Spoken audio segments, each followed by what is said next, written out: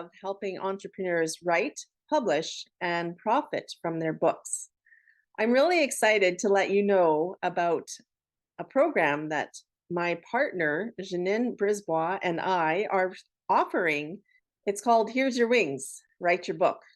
Your credibility depends on it. We are inviting you to join a 30-day program that will get your book from idea to first draft. Today's the day. Now's the time. You are the person. Stop the avoidance. Teach your audience. Your book awaits.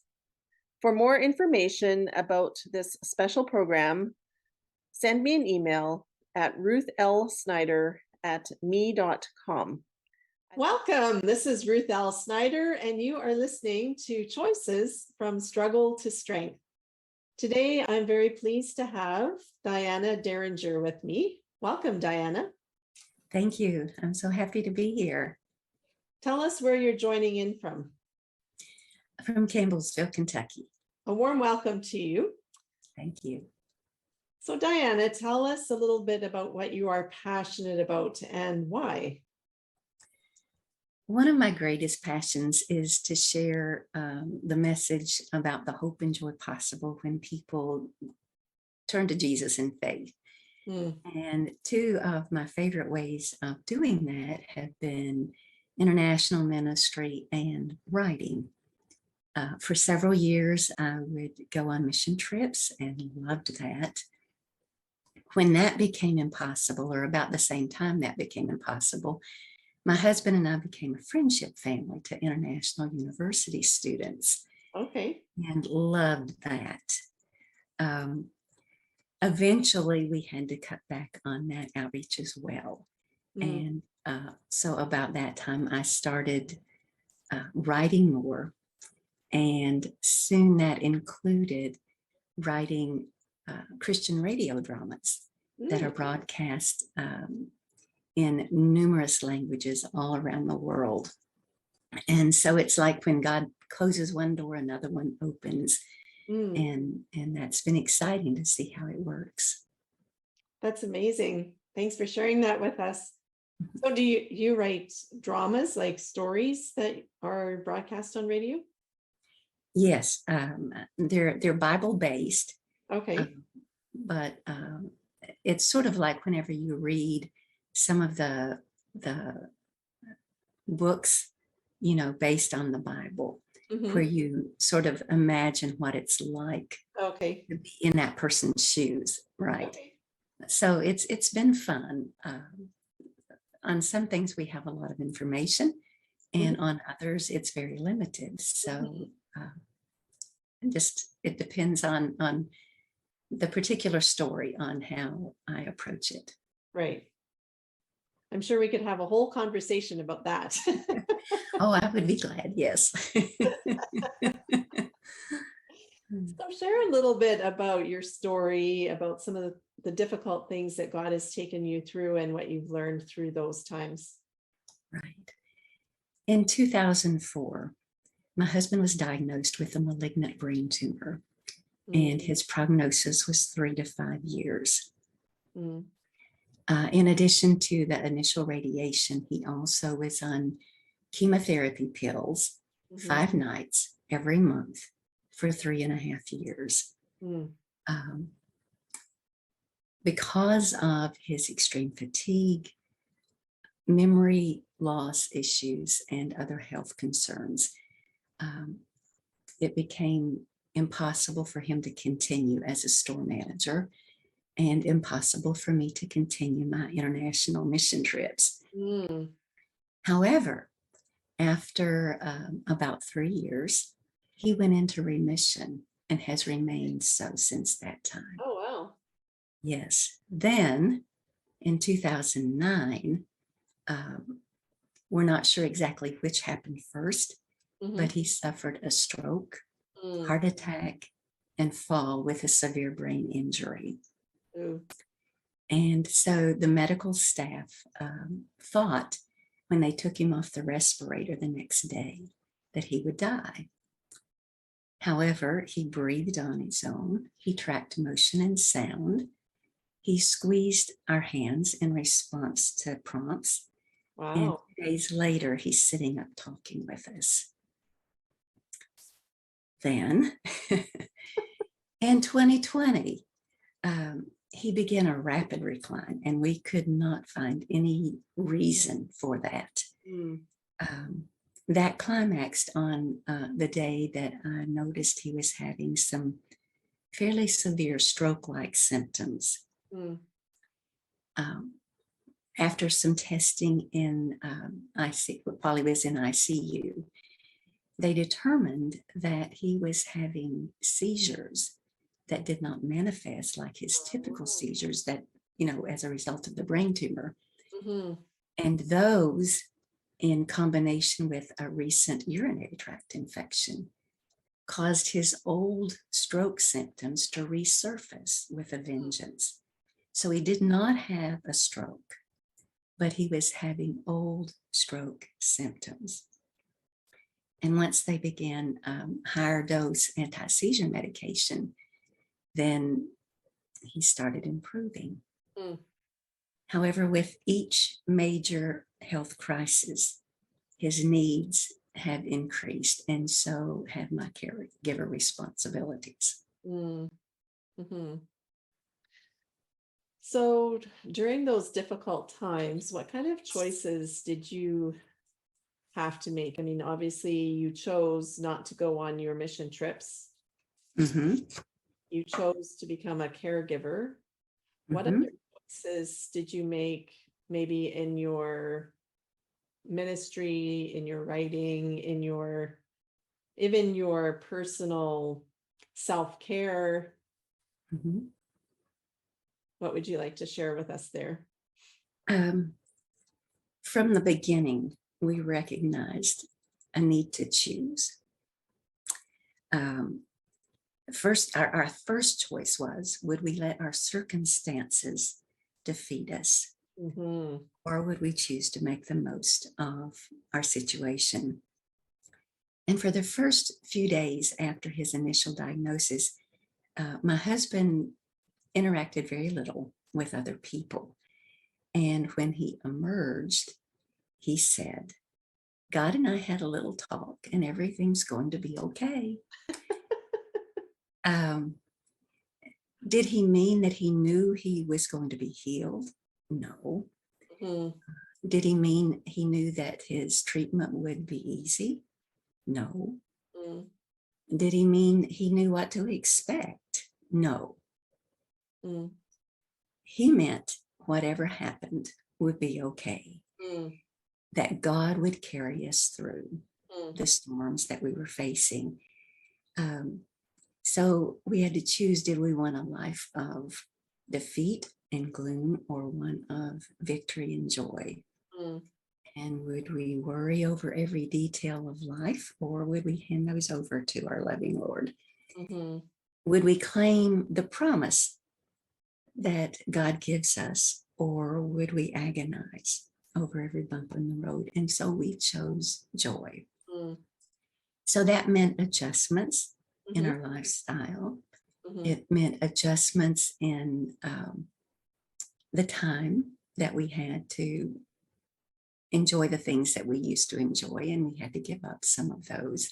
We love to travel, and at first we altered how we did that, and eventually it's been pretty limited. My writing, however, has actually increased because that's something I can do from home. And it's been amazing how everything has worked together, and new opportunities keep arising if we just open our eyes. Which leads right into the next question. What doors or opportunities has the struggle opened for you? This ongoing experience made me appreciate more than ever God's direction to follow him, to trust him. And so about, like I said earlier, about 3 months before the time of my husband's initial diagnosis, Mhm. We were asked about hosting an international university student. And we love that. And it opened the door for lots of other students to come in.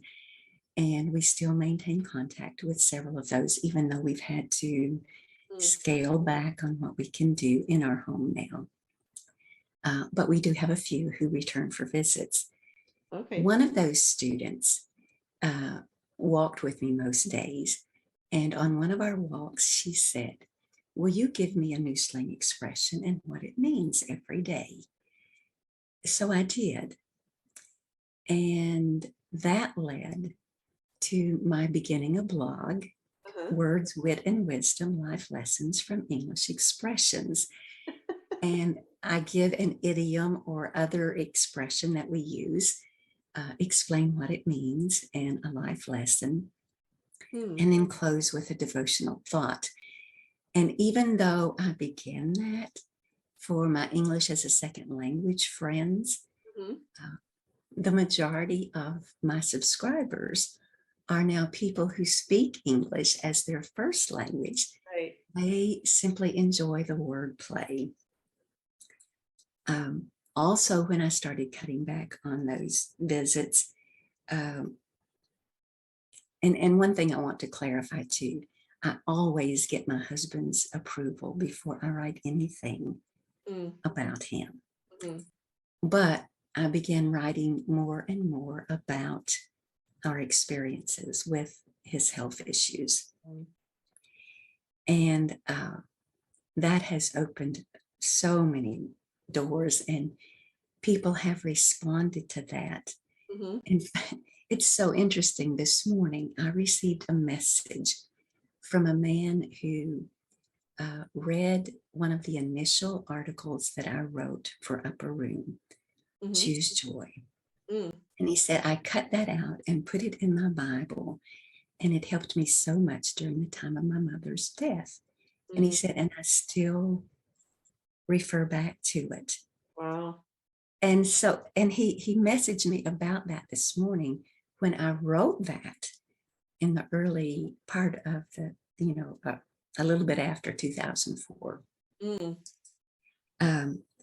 But in writing my radio dramas for Christ of the World Ministries, my husband and I were talking just a couple of years ago that I'm able to reach more people through my writing than I could have in a lifetime of short-term mission trips. In addition to that, my writing goes into areas that are closed to visits. Right. And so that's been really exciting too.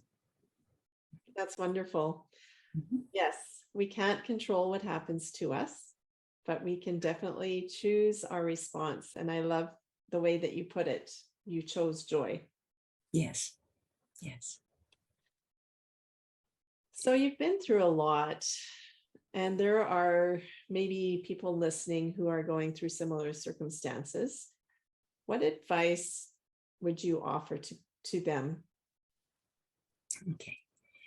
I think probably first, I would emphasize that remaining positive, choosing joy, does not mean we never have a bad day.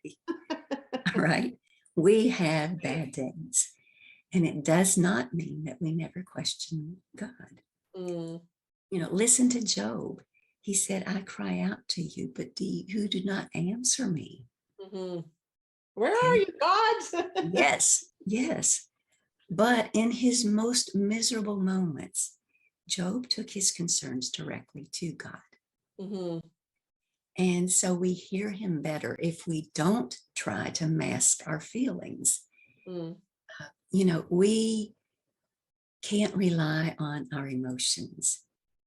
So we choose to rely on God's never-changing nature, not our ever-changing feelings. Then also, I would recommend embracing God's love and promises, even when we're having a hard time seeing them or feeling them. when everything else seems to be gone, God remains. Mm. And when everything else seems to fail, God succeeds and he offers us hope. When it seems as though conflict's all around us, and my goodness, isn't that true for our world today? Yes. Then God grants us peace. He walks with us and he carries us through every difficulty. And we may not know all the answers to life's questions and may never know them in this lifetime. But we can rest securely in the knowledge that God reigns now and eternally. Yes. Yes, for sure. Is there a favorite verse that you clung onto or that you go to when you have those bad days? Several probably, but one of my favorite, or it's actually two verses, Proverbs 3, 5, and 6. Trust in the Lord with all your heart and lean not to your own understanding. In all your ways acknowledge him and he will direct your paths. And oh my goodness, how that has worked out, through the hardest of times. So many good things have happened. And one of my walking friends, back when I was walking every day on the walking track, shared with me one time, she said, Diana, a lot of these things that you're doing now would never have happened if all of these other things had not happened, if Tim had not had the brain tumor. And, what is it, Romans 8:28, and we know that all things work together for good to those who love God. Doesn't say that all things are good. No. Okay, brain tumors are not good, but God can use the worst of our circumstances and bring good out of them. Yes. So others, not the one about don't be anxious about anything, but in everything, by prayer and supplication with thanksgiving, make your request to God, and the peace that passes all understanding will guard our hearts and minds. Yes. So many good verses. Yes. Well, thank you for sharing a bit of your story, and I look forward to hearing more of your story as we talk on Twitter Spaces. What's the best way for people to connect with you in the meantime? People can reach me through my website, dianaderringer.com. I also am on Facebook, Instagram, Twitter, LinkedIn, Pinterest, Goodreads, and I have an author page on Amazon.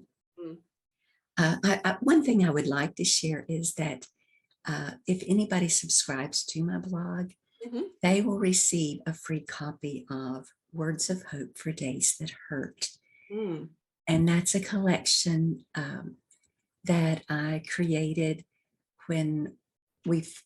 as a result of all of our recent experiences. And also on Instagram and Facebook, I just recently started once a week a 30-second caregiver tip reel.